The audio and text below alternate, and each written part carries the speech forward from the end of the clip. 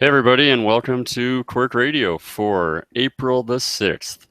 Currently, it's just myself and Quan. Randy's running a little bit behind, but he'll be joining us soon. Quan, how's your day going so far?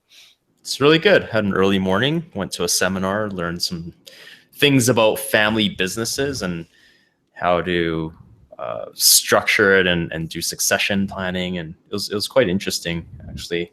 I think the one big key takeaway there is when you're running a family business, actually to start with some stats, 30% of businesses that are run by families continue into the second generation, and 13% of second generation businesses continue to the third, and only 3% of the third generation gets passed on to the fourth. So, and then the other statistic was about a third of the companies, just under a third of the companies, Fortune 500 companies, are family run businesses. Wow. But I think the trend is that it's kind of rapidly declining from that point. So, Do they have any stats on how many original business owners planned that they were just going to pass it on to their offspring, and then were disappointed that only 30% actually do take it over? they don't have numbers on that, but what they revealed was that communication between family members is typically very poor. Yeah. So the one example they provided was this one guy. He's been running a business for over 30 years, and they had a meeting to talk about succession planning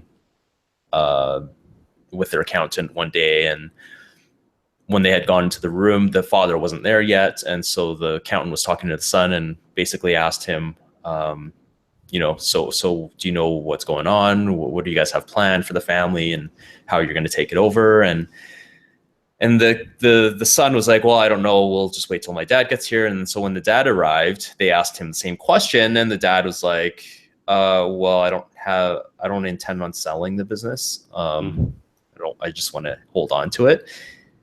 And I guess the son, it kind of caught him off guard, and he ended up resigning from the business the following day. The son did. Yeah. Wow. So yeah, there's a lot of dialogue that should be going on with a family business that doesn't actually happen in real life. And Yeah.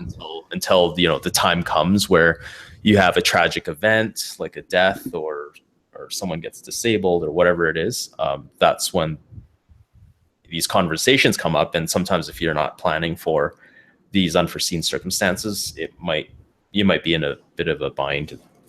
Yeah, especially in those cases where the parents just assume that the kids will, step up and take over when the time comes, right? Yeah, there's a lot of assumptions going on. And the other situation they brought up was with minority shareholders. If you have, whether they're family or not, people tend to assume what their expectations are, and in reality, what they want is completely different. Yeah. No, I mean, assumptions, that's a huge topic that I'm sure we could spend a lot of time talking about, not just in that venue or that space, but just in general with when it comes to running a business, right? The assumptions that you make can sink you for sure. So yeah, absolutely. Cool. Interesting. And definitely useful for you guys as accountants, I'm sure, to learn a bit more about that sort of thing, so you can help steer those conversations earlier on if they haven't happened yet. Yeah. Cool. So today I think we're going to talk a little bit about networking, connecting with people in the business community, some of the do's and don'ts, share some of our, experiences and horror stories. I mean, networking definitely for myself is something that, still gives me a bit of the heebie-jeebies, not as much as it used to, but I know it's something that most people don't really like doing, but it's at the same time, it's an essential skill when you're running a business. Would you agree? Yeah, I think so. I mean, how critical do you think networking is, and being able to network? I mean, for me, with business? the businesses that I have ran so far, every single client has come through a connection, a network connection that I've had, consulting, coaching, whatever it's been. an online ad has yet to land me a client. My clients have all come through connections that I have, and that networking, plays a huge role in that. Do you find it's easier when you have someone coming to you through a connection versus going to an event and quote unquote trying to cold do a cold call or a cold introduction?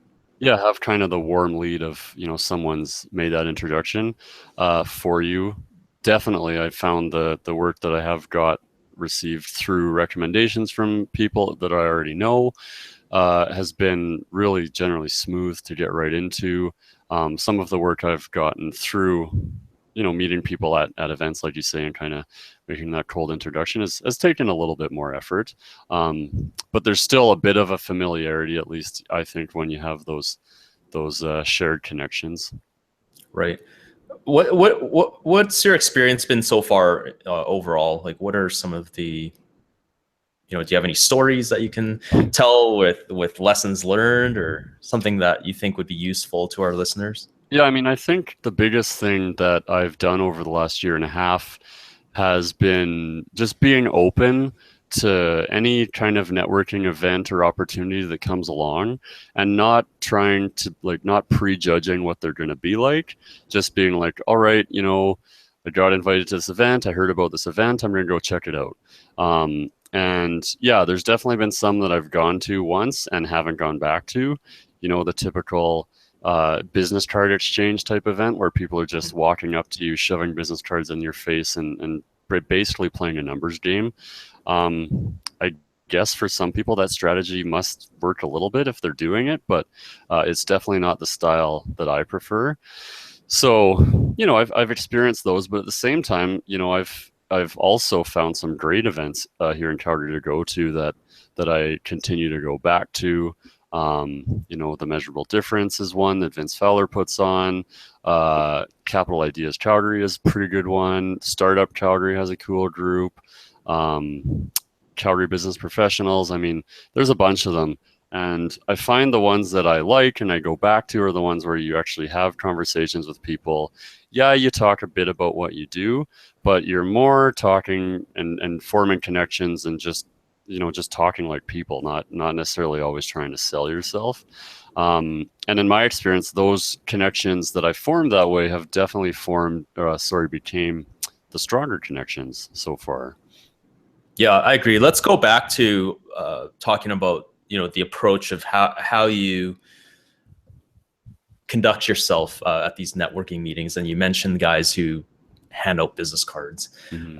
But going back to, I guess, finding out what events to go to. Let's say you're fresh in the market and just started your business. Where do you start? How do you find these events, and how do you determine?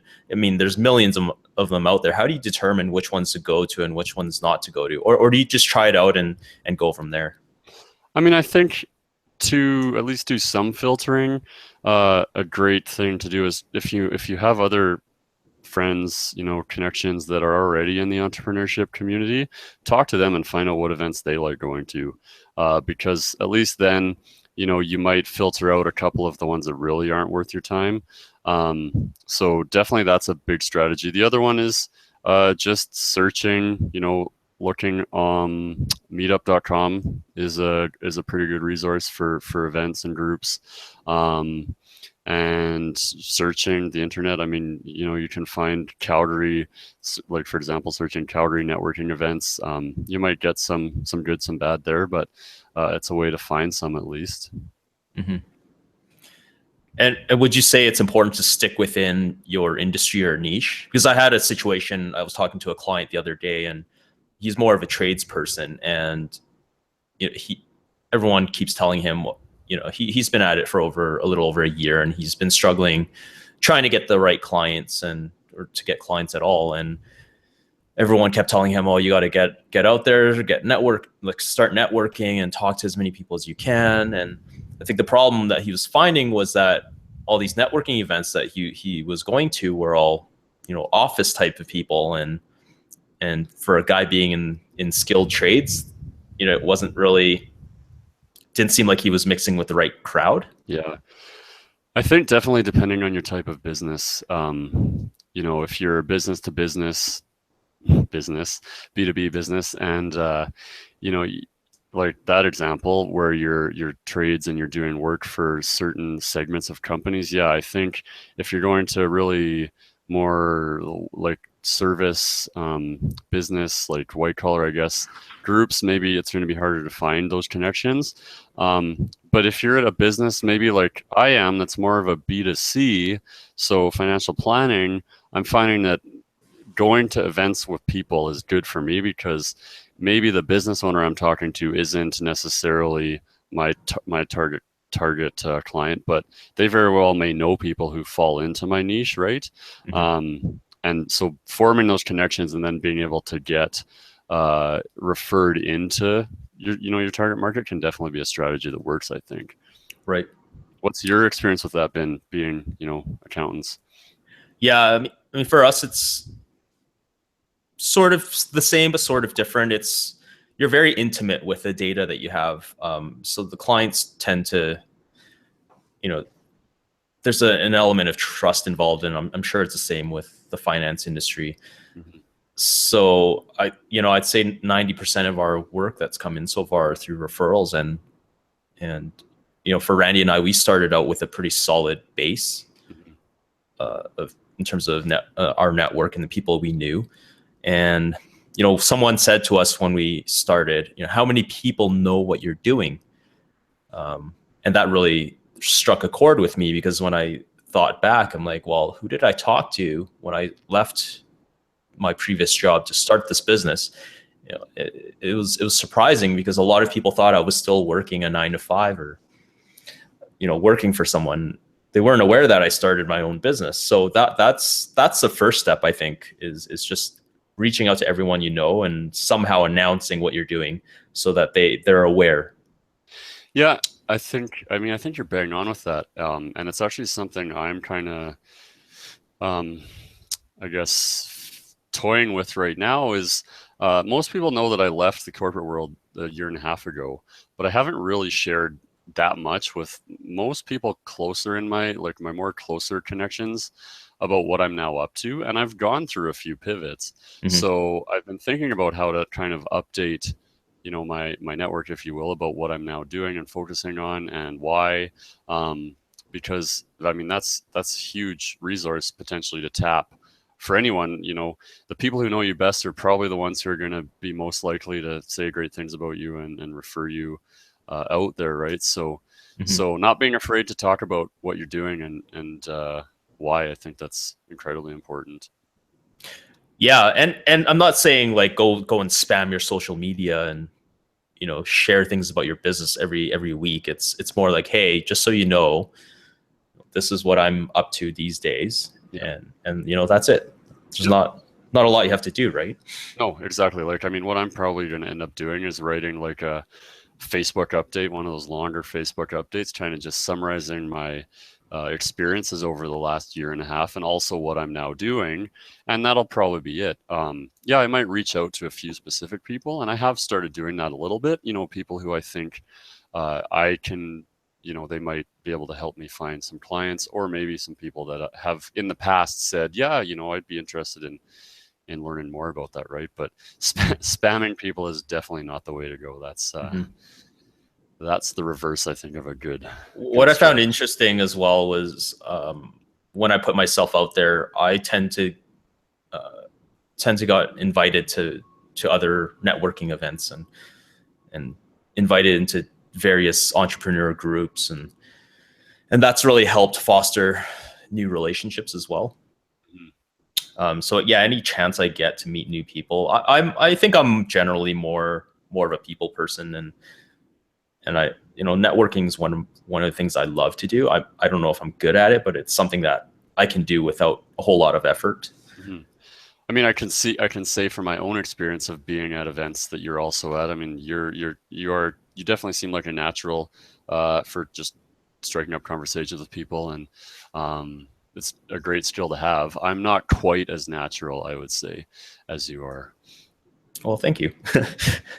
So yeah, I mean, it definitely helps, and I guess that that kind of brings up another point to maybe talk about is, if you look at yourself as maybe more introverted as I do, um, what what do you do to put yourself out there and get comfortable with talking to people about your business and networking? Because I know it was really hard for me at first. Um, and I guess maybe I should answer my own question. Yeah, I don't really know where I fall on that spectrum of whether I'm introverted or extroverted. I feel like I'm somewhere in between because I You're have more my of an ambivert. yeah, and I do. It depends on the day. Sometimes I just want to be left alone and in my own little shell, and other days I just want to go out and party and meet new people. So it's Yeah, and I find for me, like once I know people, I'm really outgoing with people. I mean, look at some of the stuff I did at Randy's wedding, right? yeah. Um, but when I don't know people, that's where I struggle a bit more. And when I was first getting started with this and going to events, I found I was often going to events that other people I knew, like maybe you guys were at, or Tori, or some other people, and I tend to then just stick to those people that I already know, and not end up making that many new connections. And so I kind of identified this, what I was doing. And so then, after about, I don't know, 4 or 6 months of that, I started actively looking for other events that I wouldn't know people at, to Hmm. kind of force me to just go and strike up conversations. And I found that I'd go in and I'd just set like a goal of talk to 3 people. Hmm. For myself, nothing too crazy, but something where I'm at least going to make a few new connections. Hmm. And, then just doing that, and starting to talk, and just over time, I've found that my comfort with it has grown, and it's become easier. And then, of course, as you go to more events and you meet more people, you start bumping into people here and there, and then you get cross introduced, and these sorts of things start happening. So, I mean, I think the biggest thing is just to start small, and try and conquer that fear. Yeah, it's just I think it's you're right. Like you just have to be in that environment and be comfortable with that environment. It is a new environment if you've never done it before, right? Yeah. And there's a lot of unknowns, but it's fun at the same time and at times entertaining. You see those business card guys, and let's talk about that. Like, what do you think? What are your thoughts on those guys? And Well, I can tell you what I do generally with cards that I get from people that don't talk to me other than just, "Hi, I'm this person. Here's my card." They go into the recycling box when I get home. People that I actually have conversations with and form some form of connection with, I do keep their cards. I add them to LinkedIn. I will probably get in touch with them again down the road. But yeah, the people that just shove the business cards, Mhm. I pretty much toss them. What about you? Yeah, I don't know if I toss them. I tend to hoard my cards. Um, I have the same problem back there over my shoulder. There's boxes full of them. yeah, but whether I call them or not, that's it depends. I tend not to call them back or reach out to them for anything. Like I always look at the people I know and know very well first when I'm in need of their services or vice versa, right? Mhm. I don't for our business we don't just take on any client. They have to be the right fit as well. And if the first impression is not very good, then chances are I'm not going to pursue you as a client or a potential client.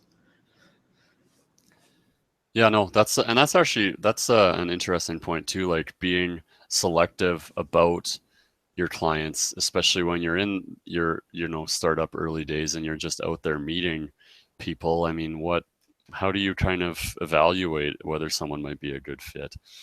I think it's really tough at first because when you're getting going, I think any client, you kind of need any kind of client that comes across your path, unless it completely doesn't not make any sense at all, right? To Mhm. take them on, but you typically you can't. I guess you can't be beggars can't be choosers, right? Is that saying?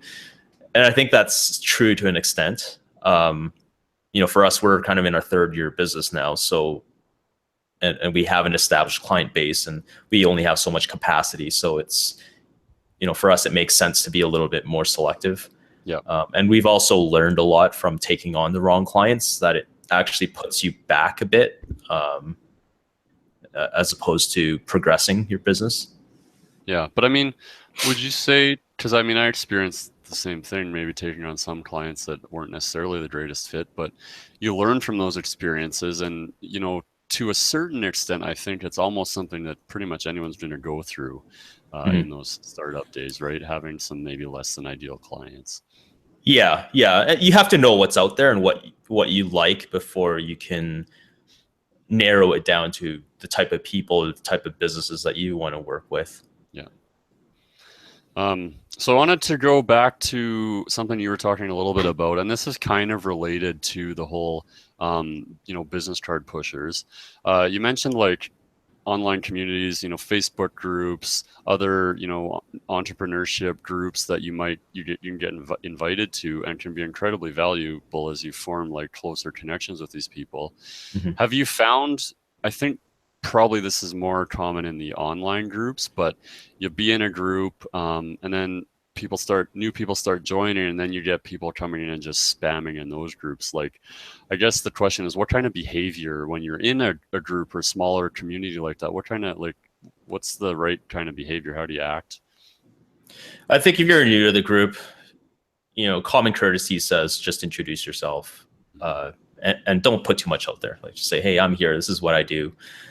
And then I think the right approach from that point on is just to contribute, like just give back. If there's, be engaged, be involved. If someone has a question, put your 2 cents in, and if someone needs help, see if you can connect them with the right person or give them the right resource. But just start out contributing at first. I don't think you want to go in there and start asking for things right away and yeah, like start spamming the group. I mean, some groups are pretty picky and they have a zero tolerance policy for that kind of stuff. And Which is the good, one I that think. the one that we're in, on Yeah. Facebook, the head of the group has no problem kicking you out. He doesn't give a shit who you are, right? Nope, definitely. If you break the rules, then you're out of there. Um, but yeah, like I think just being a contributor and at some point in time, it'll come back to you. I mean, just being engaged, people will see your name on the posts and see that you're thoughtful, you're helpful, and I think that brings a lot of goodwill to you and your business down the road. Definitely. I completely agree. I can't remember who said it, but I think someone was talking or I was at some event, and they were like, when you're in groups and communities, you want a like 90-10 ratio of giving to taking. Mhm. Um, so you're basically, yeah, like you say, giving, giving, giving, and then you have your asks maybe every once in a while. Mhm. Um, but I think in the really good groups, those asks aren't, hey, here's my new product. Can you please buy it? It's, hey, I have this problem. What has been your experiences, right? And then Mhm. everybody learns because, yeah, you're going to learn as the person answering the question. But I think I found with those types of questions is you look at other people's responses and, you might get some new ideas. Even if you're someone who's answering the question, you may get some new perspectives, new ideas for how you could do things differently, right? Yeah, absolutely. I love the online groups because, well, first of all, it's free. You can do it from the comfort of your home, and it's like constant networking. It's live, like 24/7. You don't need to um, set aside an hour on a Tuesday night or something and physically go to a venue. I Yep. mean, it's nice once in a while to see people, and I guess a good idea that we had in our group was we have meetups every so often. I think we've had two so far in our one group, Mhm. and it's really nice because then you can put a face to the name and start to connect people on more of an emotional and intellectual level. Well, emotional level, I guess. Yeah, I think you're bang on again with that. I mean, it's great, the online thing, it's real time, like you say. I mean, you can just do it from wherever, but the human connection's still important. I'm in a few groups that are global, and they're more, they're kind of like, entrepreneurship, lifestyle business type groups. And I've been fortunate enough to go to some conferences where lots of members of these communities go. And I found that once you have that human connection, it definitely takes the relationship to a different level. And it's much, much tighter, I guess. And I think, in my experience anyways, once you have that human connection, it leads to a lot more collaboration and support. So don't just be I guess the point there is, don't just be a lurker on the internet. Even when there are those opportunities to connect in um, real life, take advantage. Mhm. Yeah, I mean, when you're out there and you're starting a business, it's all about sales, whether you're selling your service product or yourself. I see it as you selling, putting yourself out there, and it's it's you that people buy into, not whatever it is you have to offer in a lot of cases. No, definitely right. It is you. Business is still about relationships and trust, and like you say, I think for both of us, the types of work that we're in, you are dealing with sensitive information, and it's not just like some commoditized service. That the human relationship and trust plays such a huge role, um, and building that takes time. So it's time and energy, and you're going to have to go to lots of events and continue to meet with people, but over time it definitely pays off. Mhm. So, what are some tips and tricks? Your typical networking at your typical networking event when you're approaching someone or someone approaches you and you start chatting.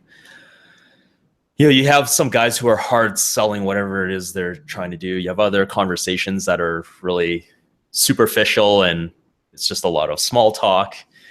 How do what do you do in these situations? I mean, How do you steer the conversation if you do at all, or do you kind of just let the person take it where it goes?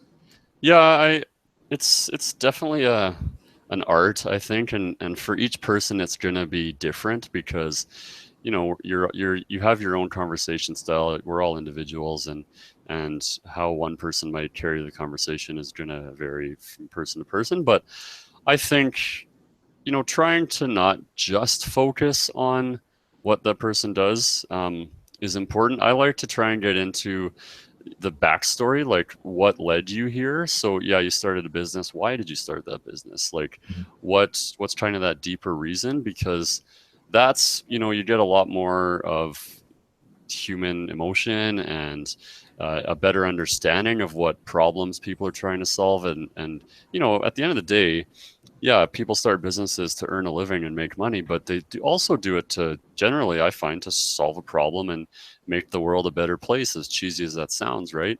Yeah. But it's true. And I find when you show that care and willingness to go a little bit deeper, the conversation generally gets richer. And it'll last more than 30 seconds it takes to say, hi, my name is blank and I do this. Mhm. And one thing that I like to ask, what brings you here, what brings you out tonight, or what brings you to this event, instead of saying what do you do, because Mhm. everybody asks what do you do. And I just like to try and spin that a little bit, I guess. Mhm. What about yourself? What do you find works well? For me, what leaves a lasting impression is the person's story. Um, and when you get into someone's story, that's when you connect on an emotional level. There's also the intellectual side of things too, and it's kind of intertwined with all of that. So my objective usually is to try and get to know someone, and you have to scratch past the surface, right? Get to know like what they are like, personality, like their personal life, and get into that deep stuff, that most people don't know about a person. Yeah, yeah, And it's just a matter of asking questions and letting them share with you with what they're comfortable with sharing. yeah, So it's more than, yeah, what do you do as a business, why did you do it, and all that. It's like, just understand if they have a family, or what their history is, and then you just ask them like, what are your thoughts on this and that, and that's how you get into the more intellectual side of an individual. yeah.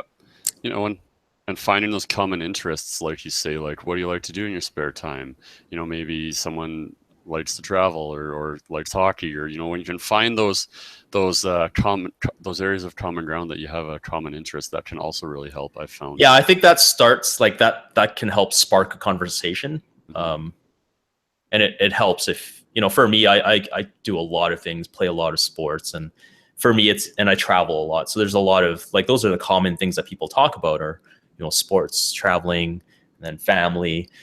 and so it's easy to spark a conversation right off the bat. Yep. And then once they're comfortable with you, then that's when you can kind of go into the, you know, the more personal stuff. If Yeah. there's compatibility there. That's right. And so I guess that's, you know, that's an interesting question, is if you start talking to someone and you find, wow, like this just really isn't the kind of person I want to be talking to, or it's just not compatible. Like, how do you gracefully move on? that's a tough one. I think I don't know. That's tough. I think You know, it depends on the circumstance, right? And I'm not trying to bad mouth anybody, but you can get trapped in a conversation where, like, you get like the braggy pants or the person who just wants to talk about themselves, and they just go on and on and on. And it's like, how do you politely extricate yourself from that? It can be hard, right? Here's some ideas. Let's say you have a drink in your hand and you're just about done your drink. Finish your drink and go say, "Hey, excuse me while I go grab another drink." And Yep. you don't have to come back after that, right? Or let's say you just met them and your glass is still full. Maybe you can, you know, chug your drink, or just say, "Oh, I really don't like this drink. I'm gonna go grab a different drink." Yep. That's one way. Like, use your surroundings.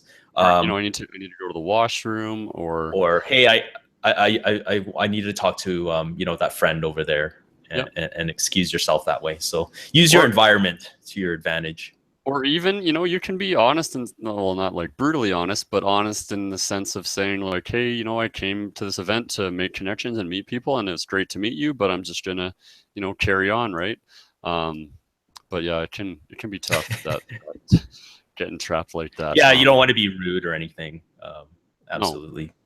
No, because you never know, right? You never know that what might come back around. All right, so, you know, you go to an event, you make some good connections. What's the follow-up actions? Like, how do you follow up with people that you've met? What's kind of your strategy around that? If there's a lead there, or if not, I think it's maybe I think the mindset is not out there with the intention of getting business, but maybe to get a new friend. Mm-hmm. And it shouldn't be any different than meeting someone for non-business purposes. Like, if you just met a friend through a friend, and you really like the person, then, you know, just stay in touch with them. It can be like a text message here and there, go for a follow-up coffee or a lunch or whatever it is. You're trying to develop a relationship and strengthen the bond. Yep. Yeah, no, I mean, I definitely generally agree with that. I think something that I like to do, if I can, is, if, you know, I've been talking to someone and they express an interest, or maybe there's something they want to learn more about. Just can be anything, right? But if it's something that I maybe have some resources about, I love being able to share, like, a resource, like, hey, there's this book that I read, or this podcast I listened to, you know, you should check this out. Because, you know, I find if you can provide value to people, again, it comes back to that whole principle of giving. You're not trying to sell anything. You're just trying to be a good person, share information, and start to form that bond like you talk about.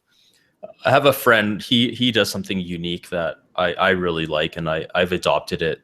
I don't do it all the time consistently, but what he does after we have, like, after a meeting or a lunch or dinner or whatever it is, and we're good friends, we don't do business with each other or whatnot, Mm-hmm. but, you know, he'll text me an hour after, the next day he'll be like, "Hey, it was good seeing you yesterday, and, you know, I had fun." Just a quick follow-up like that. Yep. You know, I really liked that. Yeah, no, I mean, it's goes a long way, right? The little extra touches that, you know, lots of people won't do. Mm-hmm. Make yourself memorable, right? Mm-hmm. That's the thing, is you want to come across as you want to stay in people's minds as well, right? And if you're not willing to put yourself out there and share your story, I mean, what's the likelihood that someone's going to remember you as well? Mm-hmm. Like, I think we run into so many people, we meet so many people, and you know, as I get older, I'm getting really bad with names, but the one thing I do remember about people are their stories. Yep. No, you're absolutely right. I'll see the face, I'll be like, "Oh yeah, he's the guy who traveled to Italy, you know, I had the situation there." that's I remember stuff like that, but then I might not remember his name. Yeah. No, I mean, I struggle with names too, so I can totally relate to that. Um, but yeah, being memorable and being authentic and genuine is another thing. Like, be yourself. And yeah, there's probably gonna be people you meet that don't really like you. Um, but you can't get along with everybody. So I think there's a certain element of just you have to be okay with that. Mm-hmm.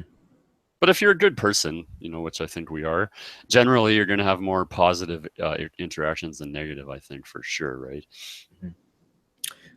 Something I wanted to bring up as well when you're at these networking things and you're new to, you know, this whole entrepreneurial thing. I was surprised at how open people are Mm. in terms of not just with their personal lives, but their business ideas and where they're heading with their business, and like the quote unquote, trade secrets, or, it's nothing's really a secret. Like, everyone's really open and supportive and willing to share their ideas with everyone else. It's, I don't think it's like, oh, I have this great business idea. I'm going to protect it and not tell anyone until it becomes successful. It's not like that at all. Like, Yeah, no, I mean, I would agree. The mentality, definitely, the prevailing mentality at least, is more of that abundance where it's like, this world's a huge place. There's tons of opportunity to go around. Let's help each other out. And by helping each other out, we're all going to we're helping ourselves as well, right? mhm, Um, and I think, like you say, a great example is just asking, right? Asking for help, not being afraid to ask for help, and also reaching out to people. Like, I've had some pretty good success with, like, basically cold contacting um, other financial planners, other financial advisors, other people in the industry, just being like, hey, I'm new to this industry. I'm getting into it. I'm really interested about learning more. I'd love to hear your story. I find asking people again about their story is a great way in, and most people are happy to help and share, like you say. mhm. All you have to do is ask. Yeah. So another thing I want to bring up, I mean, we talked about being an introvert, and I think there's a bunch of challenges when you are. I think, just to draw an analogy to my situation here, I want to go running and jogging, and just to get out there and be healthy. But the one thing I struggle with is just getting out of my house to go and do it. And I think for an introvert, maybe that's similar, something that you know you can relate to, Yep. and just trying to get out of the house to go to the event is the biggest struggle. Yep. How do you get past that? Um, well, to continue on your fitness mentality, I like your analogy, I guess. I like to say it starts with just showing up. So yeah, it can be hard, and you can have all these fears and nervousness about going to an event, and like, oh, people are going to judge me, and all that sort of thing. But um, starts with, like, putting on your shoes, going out the door, going to the event, and walking in. Even if you just talk to one person, that's better than none, right? And I think the other thing I like But to Kevin, remind like, I know it's that one step, and it's easy, like it sounds easy, but it, it's it, not. no, it's not. It's not. You're absolutely right. And I Like, mean, it if I was put 2 weeks. Yeah, 2 weeks ago, I was like Googling or YouTubing running videos just to try and get enough motivation to get off my butt. I Like, I think, still had to get dressed, make sure I had the right clothing on to, for the weather, and then get my shoes on, and then actually leaving the house. yeah, I mean, everything life, if you're gonna do anything, it does take effort. It doesn't just happen. But I think, instead of, like, in the running case, thinking about running a marathon, thinking about running around the block. In the networking case, it's like, okay, I just got to go to this event, even if I stay for just 5 minutes, and leave. Like, it's baby steps, and that does require showing up. But the other thing I was going to say about it, and this has helped me, is, yeah, I'm worrying about me and what people are going to think about me, and so is everybody else. Mhm. Um, that's just human nature, I think. pretty much anyone there is just worrying about if they're getting judged and what other people are thinking about them. They're not spending that much time judging you. Mhm. So, try and get over your own inflated sense of self and ego, and just, realize that most people in this world are concerned about themselves, above all else, right? Like, as crude as that sounds, I think it is pretty true. Um, so people spend less time thinking about you than you think they do, I guess, is what I'm trying to say, if that makes sense. Is that an ego issue though? I mean, I think some people with, maybe not as much self-esteem, do care about what other people think as well. Yeah, no, I mean, totally. If if you have lower self-esteem, and I don't know, I guess this is a fear that I've conquered, so it's a little bit hard for me to talk totally about. But when you spend just so much time worrying about what other people think, you got to spend some time worrying about yourself, and just realize that, again, like, people don't spend as much time thinking about you as you think they might. Yeah, I mean, there's how many other people in the world and that they might come in contact with. Like you're constantly running into new people, different people, and Different experiences. you have your own life, your day-to-day stuff that you need to worry about. Like I could be doing one thing and be thinking about 10 other things. So Exactly. Just look at your own internal dialogue and how your mind is continually changing topics and thoughts and whatever. Like, it's just continually going. So is everybody else's. That's just the way our brains work.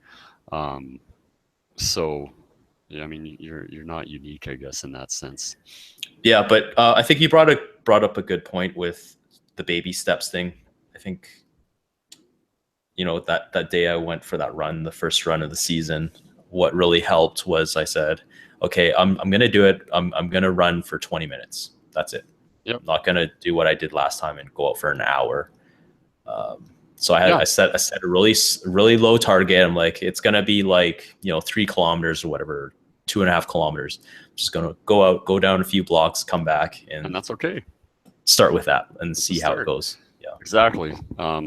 Because when you set the goal too big, you're just setting yourself up for failure. So again, in the context of networking, if it's talk to one person, Mhm. or even if it's just show up, Just maybe you show don't up. talk to Yeah. anybody. Maybe you just have a beer and stand in the corner. Um, I've done that. When I was just getting started, I went to a couple events where I was petrified of talking to people. So I Right. just stood at the bar and watched some football game on or something. And you know what? Someone came up and talked to me. And then in that scenario, that kind of broke the ice, right? Like, but I still showed up. You Yeah. have to show up. You have to start with that. I think if you also have a friend that you can take along with you, Yeah, that would probably help a lot. definitely. If you're there with someone and they don't mind introducing you, maybe to a few people, and that's another great strategy. So, Mhm. yeah, find an event to go to, find a buddy to go with you, and just start doing it. It's a muscle. It takes training. So now I know you have something you have to run off to here, and I guess we're not going to hear from the great Randy today. Oh, Um, so yeah, any key takeaways or anything else you want to share? no, no, I think we covered a lot. But again, I keep saying it, but connections are important. Business happens through relationships, so no matter how tough it is, you gotta just find one event to go to, and meet some new people, and just roll with it. Don't put too much pressure on yourself, but show up. I think one thing I want to bring up as well, it just popped in my mind, was when you meet people, you're most often going to be shaking their hands once when you meet them and once when you Yep. close the conversation off, the encounter off. And I can't stress this enough, but work on your handshake. If you don't have a good handshake, too many times I find that people have the Yep. floppy hand, Yep. and it just doesn't leave a good impression No, it doesn't. in your mind, right? I think that's another one of those just human nature things. Like, I don't know, we're wired to look for strength, or firmness, and if you have that floppy hand, it gives you a bit of a bad feeling. Yeah, yeah. That's a So great point. work on that hard, that firm handshake. Not crushing. You don't want to be crushing someone's hand trying to break their bones, but Yeah, not the 15-second hand pump either, right? Like, yeah. yeah, that's a whole art, I guess, in itself. But at Yeah. least be firm. Yeah. Cool. Okay. Thanks for listening, everyone, and we'll catch you next week.